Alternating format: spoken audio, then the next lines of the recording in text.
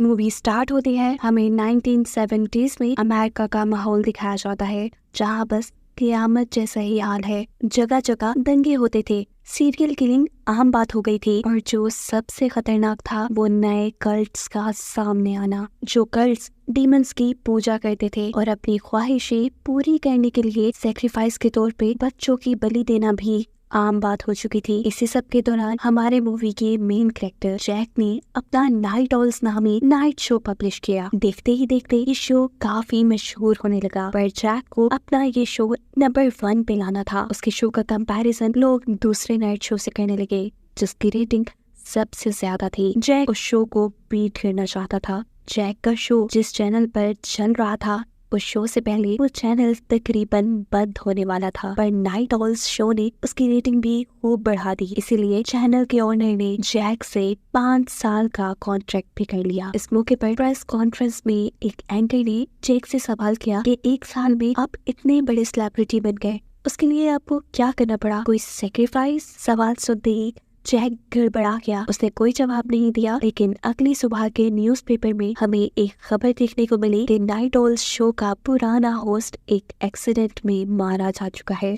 Jack अपनी जिंदगी में सबसे ज्यादा प्यार अपनी वाइफ मैडलिन से करता था। इसके अलावा जैक के बारे में हमें एक खबर मिलती है कि वो एक कल्ट ग्रुप के साथ मिला हुआ है, एक ऐसा कल्ट ग्रुप जिसके मेंबर बहुत बड़े बड़े पॉलिटिशियंस, एक्टर और इस मुल्क के अमीर लोग हैं। ये कल्ट जादू के जरिए किसी का भी करियर बना भी सकता है और बिगाड़ भी सकता है। साफ मतलब है कि ये कल्ट डेविल से जुड़ा है, यानी शैतान से जुड़ा है, और यहाँ ब्लैक मैजिक जैसी अजीबोगरीब चीजें होती हैं। वक्त गुजरता रहा, जैक का शो अच्छा जा रहा था, लेकिन वो अभी तक नंबर 1 रेटिंग पर जाने वाले शो को बीट ना कर सका। ये सब चीजें तो जैक को परेशान कर ही रही थी, लेकिन उसकी जिंदगी का सबसे बड़ा धचका उसे तब लगता है जब उसे मालूम हुआ कि उसकी वाइफ को लंग्स कैंसर है। डॉक्टर्स भी उसके लंग्स कैंसर के पीछे की वजह नहीं जान पाए थे। मैडलिन ना तो एक स्मोकर थी और ना ही उसने जिंदगी में कभी ड्रिंक किया था। मरने से पहले उसने जैक के शो पे आने का डिसाइड किया और यहाँ उसने अपनी लव स्टोरी बताई। मैडलिन के शो में आने की वजह से जैक के शो की गिरती हुई रेटिंग ने अचानक ही हाइट पकड़ ली, लेकिन अभी तक वो अपने कंपेटिटर को बीट नहीं कर पाया। 2 हफ्ते बाद ही मैडलिन की भी डेथ हो गई और ये जैक के लिए बहुत बड़ा सदमा था। वो शो को छोड़कर ऐसा गायब हुआ कि किसी को उसकी खबर नहीं रही, और फिर दोबारा वापस आया पूरे 1 माह बाद। वापस आने के बाद जैक पहले की तरह अपना शो नहीं चला पाया। अपने कंपेटिटर को टक्कर देना तो दूर, उसकी शो की रेटिंग इतनी गिर गई कि अब उसे डर था कि चैनल के ओनर उसे इस शो से निकाल देंगे, क्योंकि उसका कॉन्ट्रैक्ट भी पूरा होने वाला है। जैसे तैसे इस शो को चलाने के लिए जैक ने बहुत सी प्लानिंग्स की। जैक के पास अब कोई रास्ता नहीं था। आखिर उसने फिर एक ऐसा शो प्लान किया जिससे उसकी शो की रेटिंग बहुत ज्यादा बढ़ जाए। ये वक्त था 1977 का, हैलोवीन की रात। उसने शो में बुलाया एक ऐसे इंसान को जो कि सोल से बातें कर सकता है, एक मैजिशियन जो कि भूत या पैरानॉर्मल चीजों पर यकीन नहीं रखता। उसका मानना है कि ये सब लोगों को हिप्नोटाइज करके दिखाया जाता है। तीसरी गेस्ट थी डॉक्टर जून, जो कि एक साइकियाट्रिस्ट थी, और यहाँ वो एक लिली नामी लड़की के साथ आने वाली थी। शो का नाम रखा गया था late night with devil. Finally show start हो जाता है और जैक यहाँ पे एक डरावनी सी एंट्री करने के बाद अपने पहले गेस्ट को बुलाता है। क्रिस्टो नाम का यह आदमी जैक को बताता है कि हमेशा उसे भूतों की आवाजें सुनाई देती हैं, इसीलिए वो उन भूतों की बातें इंसानों से करवाता है। आज हैलोवीन की रात है और इस रात सोल्स के लिए दुनिया के दरवाजे खोल दिए जाते हैं। वो सोल्स जो रिसेंटली मरी हो, वो अपने आखिरी कामों को खत्म करने के लिए इस दुनिया में आती हैं। यही वजह है कि हैलोवीन के दिन लोग अपना भेष बदल कर घूमते हैं। ये बात सुनते ही जैक का मुंह एकदम से सीरियस हो गया। क्रिस्टो अपना काम स्टार्ट करता है। भूतों की आवाजें सुनने पे उसे पीटरसन नाम सुनाई देता है। एक आदमी ऑडियंस से खड़ा होकर कहता है, हाँ मैं इस नाम को जानता हूँ, पर पीटरसन नहीं, पीटरमैन। ये मेरी एक्स वाइफ का नाम है जो 5 साल पहले ही भाग गई है, लेकिन मरी नहीं। ये सुनते ही सब हंसने लग जाते हैं। जैक का शो गड़बड़ी में पड़ रहा था, लेकिन तभी क्रिस्टो एक और नाम सुनता है, जो नाम यही ऑडियंस में बैठी एक लेडी के बेटे का नाम था, जिसने 5 साल पहले सुसाइड कर ली थी। ये सब सुनते ही एकदम से ऑडियंस को चुप लग गई। अब ब्रेक का टाइम भी हो चुका था, जैक ब्रेक पे जाने वाला था, लेकिन तभी अचानक हम देखते हैं कि क्रिस्टो की हालत काफी खराब हो चुकी है। उसका दिमाग कोई चकर रहा है। उसके मुताबिक ये कोई सोल है मिनी नाम की। जैक यहाँ बैठे सब लोगों से पूछता है कि कोई मिनी नाम की किसी लड़की को जानता है, लेकिन यहाँ कोई भी मिनी को नहीं जानता था। ये सुनने के बाद वो सोल क्रिस्टो को और भी ज्यादा दर्द देने लगी। ऐसा होते हुए हम यहाँ की लाइट्स को भी फ्लिकर होते देखते हैं। क्रिस्टो की हालत इतनी खराब हो गई थी कि उसकी आंखें तक पीछे की तरफ मुड़ गई। उसकी हालत देखते हुए जैक जब उससे पूछता है कि इस सोल को किससे बात करनी है, तो क्रिस्टो बताता है इस शो में मौजूद एक ऐसे आदमी से जो अनमैरिड है, लेकिन उसके हाथ में वेडिंग रिंग है। ये कहते ही दोबारा से लाइट फ्लिकर हुई और क्रिस्टो नीचे गिर गया, ऐसे जैसे सोल ने उसे छोड़ दिया हो। ब्रेक में हम देखते हैं कि क्रिस्टो की हालत इतनी खराब हो रही है कि उसके नाक से खून आ रहा है, लेकिन कोई उसे बॉदर नहीं करता। शो में जैक दोबारा एंट्री करता है और इस मर्तबा उसने अपने दूसरे गेस्ट यानी एक मैजिशियन को बुलाया था। इस मैजिशियन का मानना है कि इस दुनिया में पैरानॉर्मल कुछ भी नहीं, यानी भूत या कुछ भी नहीं, जो सब कुछ भी यहाँ है वो लोग हिप्नोटाइज करके दिखाते हैं, और यही चीज वो आज प्रूव करने वाला था। वो चाहता है कि कोई भी उसे गलत साबित करे और उसे $1,00,000 का चेक ले जाए, पर आज तक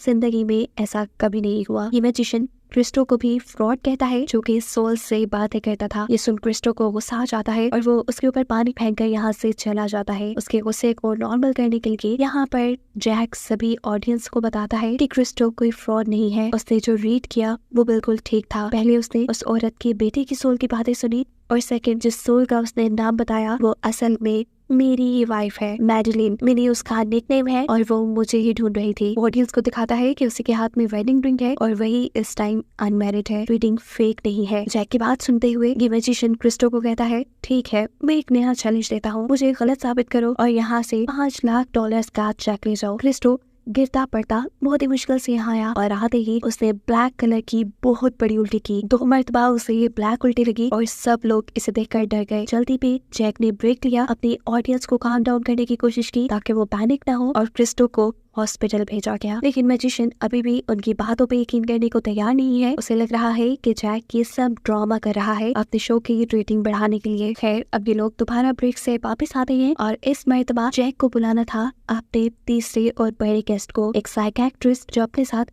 अपनी एक ऐसी पेशेंट को लेके आई थी जिसकी बॉडी के अंदर डेविल आ जाया करता था। उसको बुलाने से पहले जैक अपनी ऑडियंस को दिखाता है कि आखिर साइकियाट्रिस्ट को ये बच्ची मिली कहाँ। तो ये कहानी जुड़ी है एक आम से घर से। दिखने में ये आम सा घर अंदर से एक कल्ट सेंटर था, जहाँ पर डेविल की पूजा की जाती थी। वहाँ के लोग उसे अपना गॉड मानते थे। ये लोग अपनी ख्वाहिशें पूरी करने के लिए छोटी बच्चियों की बलि दिया करते थे, और बलि देने के लिए इन बच्चों को पैदा भी इसी कल्ट सेंटर में किया जाता था। इस कल्ट सेंटर में रहने वाली हर लड़की सिर्फ सेक्रीफाइस करने के लिए बच्चे पैदा करती थी, और उसके बाद डेविल के एक स्पेसिफिक चाकू से उन्हें मारकर सेक्रीफाइस कर देती थी। जो कोई भी ये रिचुअल देख लेता था वो डेविल के काबू में आ जाया करता था। ये सिलसिला जब बहुत ज्यादा बढ़ गया तो आखिर FBI ने उस कल्ट सेंटर के ऊपर रेड की। 4 दिन तक इनकी छोटी सी जंग चलती रही। कल्ट सेंटर का कोई भी मेंबर वहाँ से बाहर नहीं निकल पाया, और आखिर जब उन्हें लगा कि वो हारने वाले हैं तो उन्होंने अपने साथ साथ इस कल्ट सेंटर को भी एक बम से खत्म कर दिया। सो फाइनली उस कल्ट सेंटर के साथ साथ डीमन के सभी फॉलोअर्स भी मारे गए, लेकिन यहाँ पर एक 10 साल बच्ची लिली बच गई। इस हादसे के बाद बच्ची की दिमागी हालत कुछ ठीक नहीं थी। इस बच्ची का इलाज करने के लिए उन्होंने डॉक्टर जून से एक साइकियाट्रिस्ट से कांटेक्ट किया। लिली से बात करते हुए साइकियाट्रिस्ट को ये बात पता चली कि लिली के अंदर एक डीमन है, या फिर डीमन ने उसे कंट्रोल किया हुआ है। वो लिली के अंदर वाले डीमन से बात करना चाहती थी। बात तो हो नहीं पाई, लेकिन लिली बहुत ज्यादा बेकाबू हो गई। लिली के ऊपर ही रिसर्च करने के बाद इस साइकियाट्रिस्ट ने एक बुक लिखी थी, कन्वर्सेशन विद द डेविल, और उसी के प्रमोशन के लिए आज वो यहाँ इस शो में भी आई थी। फाइनली अब लिली और साइकियाट्रिस्ट ऑडियंस के सामने आती हैं। लिली ऐसे चल रही थी जैसे उसकी बॉडी को किसी और ने कंट्रोल किया हो। उसके बैठने का तरीका, बात करने का तरीका, देखने का तरीका सब अजीब थे। वो लोगों के सवाल खत्म होने से पहले ही जवाब दे देती थी, ऐसे जैसे उसको सारे सवाल मालूम है। उसने अभी तक ऑडियंस या जैक किसी को नहीं देखा था, वो सिर्फ कैमरास में देख रही थी। पहली मर्तबा वो जब जैक की तरफ मुंह करती है तो उसे कहती है कि तुम शो की टेंशन नहीं लो, जल्द ही तुम बहुत ही ज्यादा मशहूर होने वाले हो। ऐसा कहते ही उसने अजीब तरीके से कैमरास की तरफ देखा और उसकी हरकतें देखते ही जैक को ब्रेक लेना पड़ी। जैक जब बैक स्टेज जाने लगा तो इस मर्तबा लिली ने उससे सवाल किया, क्या मैं खूबसूरत नहीं हूँ? उसकी आवाज सुनते ही जैक के कदम रुक गए। उसकी आवाज अब उसकी नहीं किसी और की लग रही थी, शायद मैगलिन की आवाज। उसकी बातें सुनकर जल्दी से साइकियाट्रिस्ट जैक को साइड पे ले जाकर ये शो बंद करने को कहती है। वो उससे कहती है कि हमें लिली के डीमन को इस शो पे नहीं बुलाना चाहिए क्योंकि जरूर कुछ ना कुछ गड़बड़ है। वो कल से तुम्हारा नाम ले रही है। मैं तुम्हें बार बार ये बात बताना चाह रही थी लेकिन मुझे टाइम नहीं मिला। इससे पहले कि लिली तुम्हारे लिए कुछ गड़बड़ी करती तुम्हें ये शो बंद कर देना चाहिए। लेकिन शो की बढ़ती हुई रेटिंग देखकर जैक उसकी बात मानने से इनकार कर देता है। उनकी इन्हीं बातों के दौरान यहाँ पर शो का प्रोड्यूसर आ जाता है जो जैक को एक साइड पर ले जाकर उसे बताता है कि क्रिस्टो ब्रेन हैमरेज की वजह से मर गया और इस खबर ने एकदम से उसके सारे हवास खत्म कर दिए थे। इस टाइम उसके लिए सबसे इम्पोर्टेंट ये शो था, इसलिए उसने प्रोड्यूसर को कहा कि यहाँ मौजूद किसी को भी उसके दर्द के बारे में कुछ पता नहीं चलना चाहिए। जैक दोबारा ब्रेक से वापस आकर शो को स्टार्ट करता है और इस मर्तबा साइकियाट्रिस्ट से कुछ सवाल करता है, जैसा कि क्या लिली के अंदर जो डीमन है वो अब्रेक्सिस है? जवाब में साइकियाट्रिस्ट कहती है, नहीं, मुझे लगता है किसी आम सी लड़की की सोल इस वक्त लिली के अंदर है जो अब्रेक्सिस डीमन को फॉलो करती है। उनकी बातों को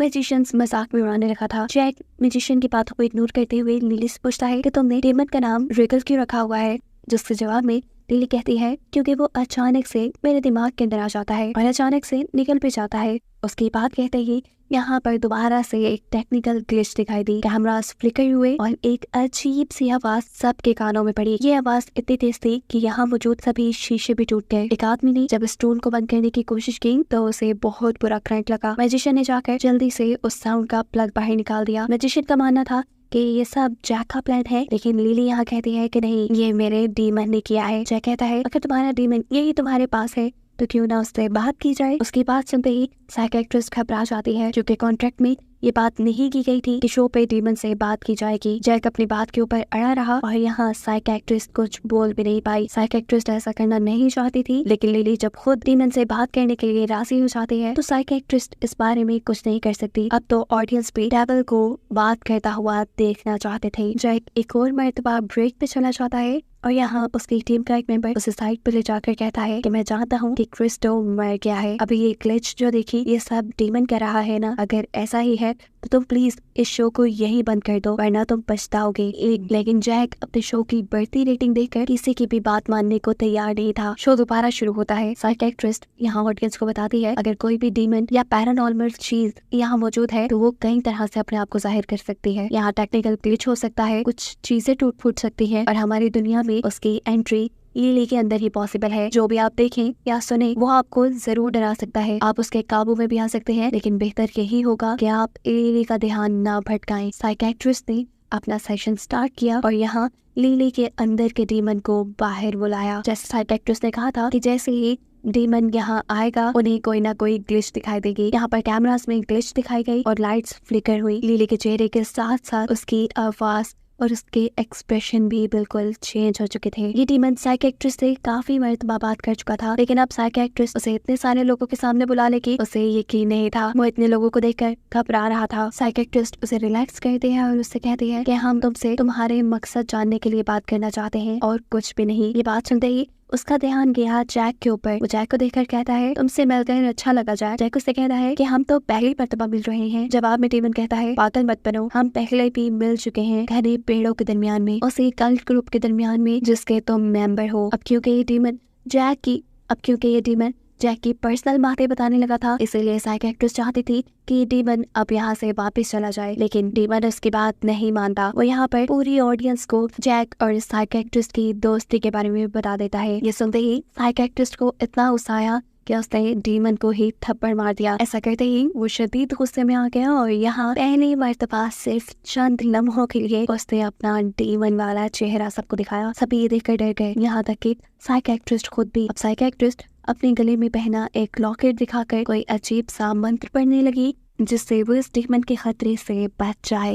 लेकिन डीमन इन मंत्रों को सुनने के बाद भागने के बजाय खुद ही साइकियाट्रिस्ट के साथ ये मंत्र पढ़ने लगता है। दोबारा ये लड़की अपना चेहरा जैक की तरफ करती है और उससे पूछती है तुमने ऐसा कैसे करने दिया जैक। इस मर्तबा उसकी आवाज एक लड़की जैसी लग रही थी, मानो उसके अंदर मैडलिन की रूह आ गई हो। अचानक से यहाँ पे एक बिजली की लहर दौड़ी और हम लिली की चेयर को आसमान में उड़ता हुआ देखते हैं। ऐसा होते ही जैक ने ब्रेक ले ली। उसके शो के प्रोड्यूसर ने उसे बताया कि उसकी शो की रेटिंग बहुत तेजी से बढ़ रही है। उसने अपने कंपेटिटर को भी बीट कर दिया है और पूरा मुल्क उसे देख रहा है। इस चीज ने उसकी सारी टेंशन्स भुला दी। वो बहुत ज्यादा खुश था, लेकिन फिर उसके दिमाग में एक बात आई कि आखिर में मेरी की आवाज उसे मैडलिन जैसे लगी। उसकी बात सुनते ही प्रोड्यूसर कहता है कि अगर ये मैडलिन होती तो जरूर तुम्हें यहाँ अप्रिशिएट करती। जैक ब्रेक से वापस आता है और यहाँ पे जो मैजिशियन था वो ऑडियंस से कहता है कि अभी जो सब आप लोगों ने देखा, डेविल का चेहरा, उसकी आवाज, की सब झूठ है और मैं ये प्रूफ करके रहूंगा। ऐसा करने के लिए वो एक आदमी को अपने सामने बुलाता है। उसने यहाँ पे एक पेंडोलम निकाला और उससे सभी को, ऑडियंस को, जैक को, यहाँ तक के कैमरा से दूर बैठी ऑडियंस को भी हिप्नोटाइज कर दिया। यहाँ मैजिशियन अपने सब्जेक्ट से कहता है कि तुम्हें वर्म्स से डर लगता है, मैं जानता हूँ। क्या तुम जानते हो कि वर्म्स इंसानों के जिस्म में भी होते हैं? उसके कहते ही अचानक ही इस आदमी की बॉडी में कुछ होने लगा। उसने अपनी गर्दन पे हाथ लगाया तो उसकी गर्दन से अजीबो गरीब वर्म्स निकल रहे थे। उसने अपना पेट फाड़ा तो वहाँ से भी लगातार वर्म्स निकल रहे थे। ये देखकर सभी लोग घबरा गए सिवाय डेविल के। डेविल तो लगातार हंस रहा था। मैजिशियन अब अपनी हिप्नोटिज्म तोड़ने की कोशिश करता है, लेकिन वो नहीं टूटता। सिचुएशन काबू से बाहर होती जा रही थी। इस आदमी की आंख फटकर भी वहां से एक बड़ा सा वर्म बाहर निकल आया। फिर तब यहाँ पर मैजिशियन ने कुछ वर्ड्स बोले जिससे सारी सिचुएशन काबू में आ गई और उसने दिखाया कि इस आदमी को कुछ भी नहीं हुआ था। ये जो वर्म्स सबने देखे ये असल में उसकी हिप्नोटाइजेशन की वजह से थे। वो आदमी बिल्कुल सही सलामत था। मैजिशियन यहाँ कहता है कि मैंने वो किया जो आप लोगों के साथ यहाँ साइकियाट्रिस्ट ने किया था। मैंने आप सबको हिप्नोटाइज करके वही दिखाया जो मैं दिखाना चाहता था। अभी मैजिशियन सच बोल रहा है कि नहीं, ये बात प्रूफ करने के लिए ये लोग कैमरास में रिकॉर्ड हुई वीडियो को रिवाइंड करते हैं, जहाँ वो देखते हैं कि ऑडियंस ने जितना कुछ देखा था वो वाकई ही उसकी हिप्नोटाइजेशन की वजह से था। अब जैक कहता है कि साइकियाट्रिस्ट ने भी ये सब हकीकत में किया है। इस चीज को भी प्रूफ करने के लिए कैमरास की वीडियोस को ही रिवाइंड करना चाहिए और इस मर्तबा रिवाइंड करने पे उन्हें पता चलता है कि जितना सब कुछ भी ऑडियंस ने पहले देखा था, डेविल की आवाज, वो सब सच था। अब जो फुटेज रिवाइंड की गई थी उसमें जैक को नजर आई मैडलिन की रूह, जिस देखकर वो परेशान हो गया क्योंकि मैडलिन का चेहरा दुखी था। ये सब देखने के बाद जैक बिल्कुल सुन रह गया। वो बिल्कुल रिस्पॉन्स नहीं कर पा रहा था। जैक जैसे ही होश में आया उसने यहाँ पे लिली को देखा। लिली की बॉडी से जैसे बिजली निकल रही थी। एकदम से उसका चेहरा दरमियान से 2 हिस्सों में डिवाइड हो गया, जिसके अंदर से आग निकलने लगी। जरूर ये डीमन था। उसे काबू में करने के लिए शो का एक आदमी जब उसे गॉड के नाम से डराने वाला था, तब ये डीमन उसका गला मोड़कर उसे मार देता है। जब साइकियाट्रिस्ट अपने गले में पहना हुआ लॉकेट दिखाते हुए उसे कंट्रोल करने के लिए सामने आई तो उसने उस लॉकेट की मदद से ही साइकियाट्रिस्ट को हवा में लटका दिया और ऐसे उसकी लॉकेट की वजह से ही उसका गला कटकर उसकी भी मौत हो गई। ये सब चीजें देखकर अब तो मैजिशियन भी ये मानने लगा था कि इस दुनिया में पैरानॉर्मल चीजें होती हैं। वो यहाँ अपना चेक निकालता है तो डीमन उसका चेक भी चला चुका था, जिसके बाद उसने मैजिशियन को भी अंदर से जला दिया। इस सब के बाद डीमन ने अपने आप को कैमरास के पास कर लिया। स्क्रीन एकदम से ब्लैंक हो गई और बस कैमरास में से डीमन को निकलता हुआ दिखाया जा रहा था। अचानक ही शो में ब्रेक आ गई। ब्रेक जब खत्म हुई तो जैक ने अपने आप को उस शो में ही पाया। उसे ये बात समझ आ गई थी कि वो इस शो में फंस चुका है, इसीलिए वो ऑडियंस को कहता है कि प्लीज इस शो को यहीं बंद कर दो। अचानक ही अब वो उस लम्हे में पहुंच गया जब उसने चैनल के ओनर के साथ कॉन्ट्रैक्ट किया था। जब प्रेस कॉन्फ्रेंस में एक एंकर ने उससे सवाल किया था कि आपने इसके लिए क्या सेक्रीफाइस किया, तो इस टाइम चैनल का ओनर उसे कहता है कि जैक का सेक्रीफाइस अब शुरू होगा। यहाँ पर उस कल्ट के 2 मेंबर आए जिसके साथ जुड़ा हुआ था। वो जैक को उठाकर उसे एक डीमन के सामने ले आए। यहाँ उसे एक ड्रिंक पकड़ाई गई, जो ड्रिंक पीते ही अचानक से सीन बदलकर उसे बेड पे लेटी हुई मैडलिन दिखाई दी। इसका मतलब था कि जैक ने अपनी सक्सेस के बदले मैडलिन को ही सेक्रीफाइस किया था। लेकिन इस रिचुअल से पहले जैक को ये बिल्कुल मालूम नहीं था कि उसे सक्सेस के बदले अपनी वाइफ को सेक्रीफाइस करना पड़ेगा। यहाँ पर मैडलिन उससे कहती है प्लीज मुझे बहुत दर्द है, मुझे इस दर्द से छुटकारा दो। उसके ऐसे कहते ही जैक यहाँ पास पड़ी हुई एक चाकू से मैडलिन को मार देता है और सीन यहीं से कट होकर अचानक शो में शिफ्ट हो जाते हैं। जैक को होश आता है। उसके हाथ में लिली थी और जो चाकू उसने चलाया था वो असल में लिली के ऊपर चलाया था। अचानक ही पुलिस सायरन बजने लगा और मालूम हुआ कि यहाँ पे पुलिस आ चुकी है। ये सब कुछ लाइव चल रहा था। उसने यहाँ लिली को मार दिया था और लाइव शो में ये सब ने देखा था और इस अजीब से एंडिंग के साथ ये मूवी यही खत्म हो गई।